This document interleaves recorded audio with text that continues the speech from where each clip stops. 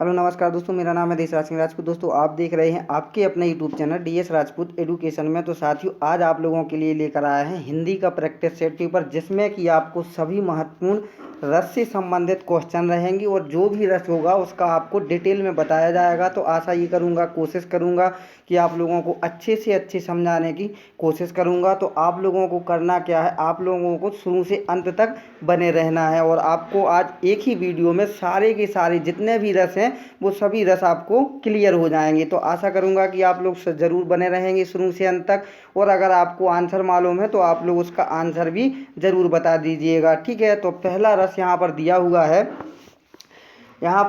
है, कि उत्साह किस रस का स्थायी भाव है। तो उत्साह जो है वो कौन से रस का स्थायी भाव हो जाएगा, जैसा कि आपको आंसर में दिख रहा होगा कि वीर रस का है, ठीक है। अब आपको वीर रस बताना है कि वीर रस होता क्या है, ठीक है। तो आप लोग इससे समझ गए। पहले तो आपको उत्साह किस रस का स्थायी भाव है ये पता चल गया, वीर रस का है, ठीक है। तो दूसरा वाला आपका आंसर राइट हो जाएगा। अब वीर रस समझते हैं, वीर रस कहते किसको हैं। तो इसकी परिभाषा सुनिएगा। अगर आप लोगों को लिखना चाहते हैं तो आप लोग ज़रूर पेन कॉपी लेकर के बैठें और ज़रूर लिखें इसको, ठीक है। तो वीर रस समझते हैं जो युद्ध अथवा किसी कठिन कार्य को करने के लिए जो हृदय में क्या होता है, जो उत्साह जागृत होता है, ठीक है जी। यहाँ पर दिया हुआ है उत्साह, तो युद्ध अथवा किसी कठिन कार्य को करने के लिए हृदय में क्या होता है, उत्साह जागृत होता है, उसमें वीर रस की क्या होती है, निष्पत्ति होती है। इस आधार पर वीर रस को कितने भागों में बांटा जाता है, वो बांटा जाता है 4, ठीक है। अब 4 कौन कौन से भागों में बांटा जाता है, पहला तो आपने देख ही लिया है कि युद्ध वीर हो जाएगा, ठीक है, युद्ध वीर हो जाएगा। दूसरा देखते हैं आपका कौन सा हो जाएगा, दानवीर हो जाएगा, ठीक है, दानवीर हो जाएगा। यहाँ पर तीसरा जो होगा वो आपका धर्मवीर हो जाएगा, ठीक है, धर्मवीर हो जाएगा। यहाँ पर नेक्स्ट दिया हुआ है चौथा, तो चौथा क्या हो जाएगा आपका, दयावीर, ठीक है। तो दयावीर आपका चौथा हो जाएगा। तो आप लोग समझ गए होंगे इसका राइट आंसर।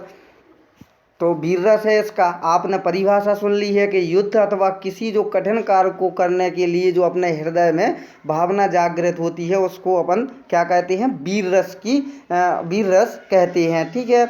और इसके आधार पर इनको कितने भागों में, 4 भागों में बांटा जाता है। तो पहला हो जाएगा युद्ध आपका युद्धवीर, ठीक है, युद्धवीर आपका। दूसरा जो होगा वो हो जाएगा दानवीर, और यहाँ पर तीसरा जो आपका होगा वो हो जाएगा धर्मवीर, ठीक है।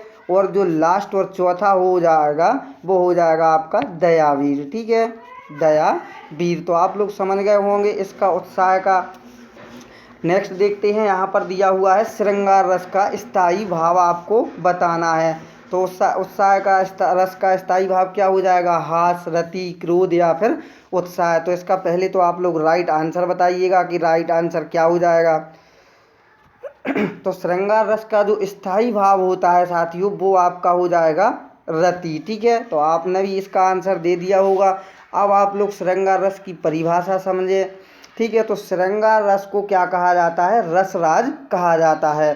किसको रसराज कहा जाता है, श्रृंगार रस को क्या कहा जाता है, रसराज। अगर आपसे क्वेश्चन पूछ लिया जाए कि रसराज किस रस को कहा जाता है, तो रसराज कहा जाता है श्रृंगार रस को, ठीक है। अब देखते हैं कि श्रृंगार रस को रसराज कहा जाता है जब विभाव, अनुभव और संचारी भाव के सहयोग से जो रति या स्थायी भाव आस्वाद होता है उसको अपन क्या कहते हैं, उसे हम श्रृंगार रस कहते हैं, ठीक है। तो आपको इसका आंसर मिल गया होगा सभी प्रकार से। साथियों अगर आपको वीडियो अच्छी लगे तो ज़रूर लाइक कर दें। अगर इसी प्रकार से आप लोग और भी वीडियो देखना चाहते हैं तो ज़रूर आप लोग आपके अपने यूट्यूब चैनल को ज़रूर सब्सक्राइब कर लें, और सब्सक्राइब करने के साथ साथ बगल वाले नोटिफिकेशन बेल आइकन को भी दबाना बिल्कुल मत भूलना, ठीक है। तो उससे क्या होगा, उससे आपको जैसे ही कोई वीडियो अपलोड होगी उसका नोटिफिकेशन आपके लिए सबसे पहले मिल जाएगा। तो यहाँ पर दिया हुआ है कि बोरो सबे रघुवंश कुठार की धार में 12 बजी सर सही, बाण की वायु उड़ाप के लक्षण लक्ष्य करो अरिहा समर्थ ही। इन काव्य पंक्तियों में कौन सा रस हो जाएगा, तो कौन सा हो जाएगा, रौद्र रस, भयानक रस, बीभत्स रस या फिर वीर रस। तो क्या हो जाएगा इसका राइट आंसर, आप लोग भी बताइएगा। आप लोग इसका आंसर जल्दी से कमेंट करिएगा साथियों। तो साथियों इसका जो राइट आंसर आपका हो जाएगा क्या हो जाएगा? तो साथियों इसका जो राइट आंसर होगा वो हो जाएगा आपका रौद्र रस। ठीक है, तो पहला वाला ऑप्शन आपका राइट हो जाएगा। अब अपन लोग रौद्र रस को समझते हैं कि विरोधी पक्ष द्वारा किसी व्यक्ति अथवा देश या समाज या धर्म का अपमान या अपकार करने से जो उसकी प्रतिक्रिया में जो क्रोध उत्पन्न होता है वह क्या कहलाता है? वो रौद्र रस कहलाता है। ठीक है, वह विभाव, अनुभव और संचारी भावों में परिपुष्ट होकर आस्वाद हो जाता है और तब रौद्र रूप क्या करता है? धारण करता है। उसी को अपन क्या कहते हैं? रौद्र रस कहते हैं। ठीक है, जैसे कि कोई न कोई भी आपसे कुछ भी बोला, आपको उससे क्या हो गया? क्रोध। क्रोध यानी रौद्र यानी क्रोध ही होता है। ठीक है, तो रौद्र रस तभी होता है जब कोई आपसे अपमान करने का प्रयास करे। ठीक है, तो वहाँ पर क्या होता है? रौद्र रस की अनुभूति प्राप्त होती है आपको। तो आप लोग समझ गए होंगे इसका राइट आंसर। नेक्स्ट क्वेश्चन देखते हैं। यहाँ पर दिया हुआ है कि रसों को उदित और उद्दीप्त करने वाली प्रक्रिया करने वाली सामग्री क्या कहलाती है? तो क्या हो जाएगा इसका राइट आंसर? यहाँ पर आपके सामने चारों विकल्प दिए गए हैं, आप लोग इसको बता सकते हैं कि इसका राइट आंसर जो होगा वो क्या हो जाएगा। आशा करूंगा कि आपने इसका आंसर दे दिया होगा। तो साथियों इसका जो राइट आंसर आपका हो जाएगा वो हो जाएगा विभाव। ठीक है, ये पहला वाला ऑप्शन राइट हो जाएगा। अब आप लोग विभाव को समझिएगा। जो व्यक्ति, वस्तु या परिस्थितियां स्थायी भावों को उद्दीपित या जागृत करती हैं उन्हें अपन क्या कहते हैं? विभाव कहते हैं। एक बार फिर से समझिएगा। जो व्यक्ति, वस्तु या परिस्थितियां स्थायी भावों को उद्दीपित या जागृत करती हैं उन्हें अपन क्या कहते हैं? विभाव कहते हैं।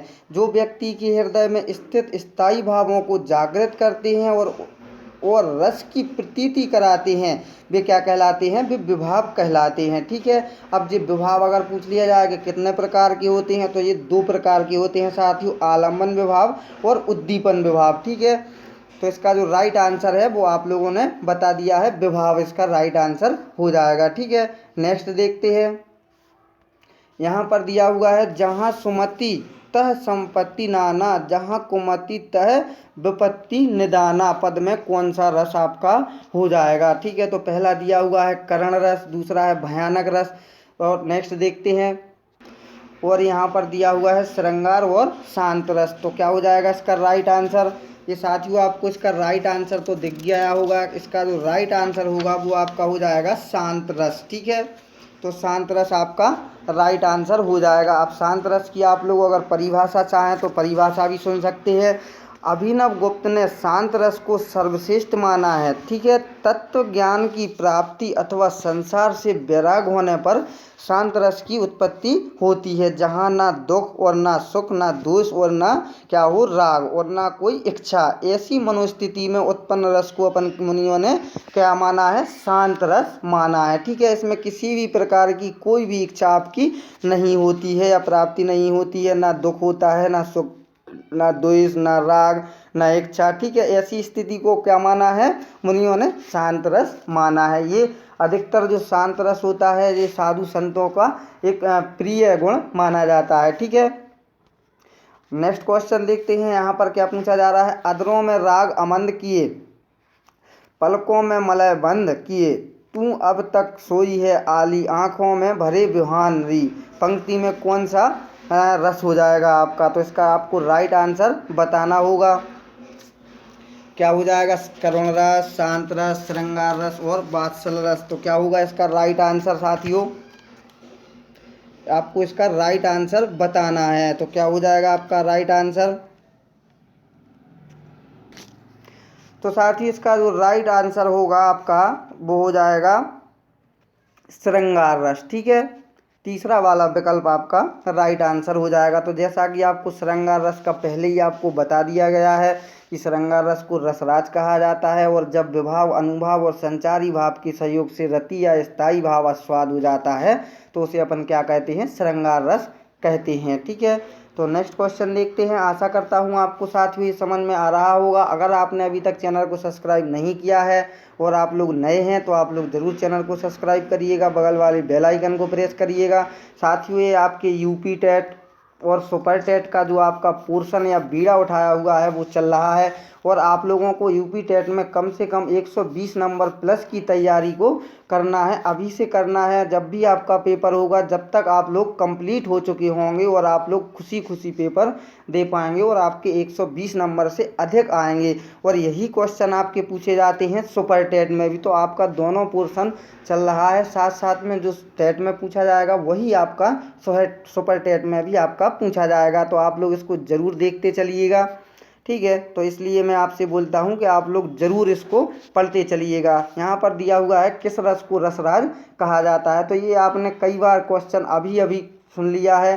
तो इसका क्या राइट आंसर हो जाएगा कि जो रस को रसराज कहा जाता है वो श्रृंगार रस को क्या कहा जाता है, रसराज कहा जाता है, ठीक है। किस रस को, श्रृंगार रस को क्या कहा जाता है, रसराज कहा जाता है। तो साथियों, आपकी परीक्षा में जब भी ये क्वेश्चन पूछे जाएंगे आप लोग 100% आपसे वादा दिलाता हूँ कि आप लोग इसको कतई नहीं भूलेंगे। आप जैसे ही देखेंगे आपको इसका आंसर सटीक हो जाएगा। साथियों, कोई भी शॉर्टकट नहीं होता है, तो आप लोग इसलिए शुरू से अंत तक और अच्छे से अच्छे पढ़ने का प्रयास करिएगा और पढ़ते भी रहिएगा, ठीक है। नेक्स्ट क्वेश्चन दिया हुआ है शोक किस रस का स्थायी भाव है। तो शोक कौन से रस का स्थायी भाव हो जाएगा, शांत का, करुण का, हास्य का या फिर वीर का। तो क्या हो जाएगा इसका राइट आंसर। आप लोगों को अगर पहले से ही इसका आंसर पता है तो आप लोग ज़रूर कमेंट करिएगा इसका राइट आंसर। तो साथियों, इसका जो राइट आंसर होगा वो हो जाएगा करुण रस का जो होता है स्थायी भाव वो शोक होता है, ठीक है। अब अपन लोग करुण रस को थोड़ा सा समझ लेते हैं। बंधु विभोग या फिर बंधु वियोग, बंधु विनाश, द्रव्यनाश और प्रेमी से सदैव के लिए बिछड़ जाने से जो करुण रस उत्पन्न होता है, यद्यपि दुख दुख का जो अनुभव होता है वो वियोग श्रृंगार में भी होता है, किंतु वहाँ मिलने की आशा भी बनी रहती है। अतः शोक स्थायी भाव में विभाव, अनुभव और जो क्या होता है संचारी भाव के सहयोग से करुण रस की दशा को प्राप्त होता है, ठीक है। जैसा कि आपने पढ़ा, मिलने, बिछड़ने या कोई भी एक क्षति पहुंचना या शोक की प्राप्ति होना वो क्या कहलाता है, करुण रस में होता है, ठीक है। वहाँ पर करुण रस की प्राप्ति होती है और उसको करुण रस का जो स्थायी भाव होता है वो शोक होता है, ठीक है। तो आप लोग समझ गए होंगे इसका राइट आंसर। नेक्स्ट देखते हैं। यहाँ पर दिया हुआ है विभावानुभाव व्यभिचारी संयोगा दृश्य निष्पत्ति।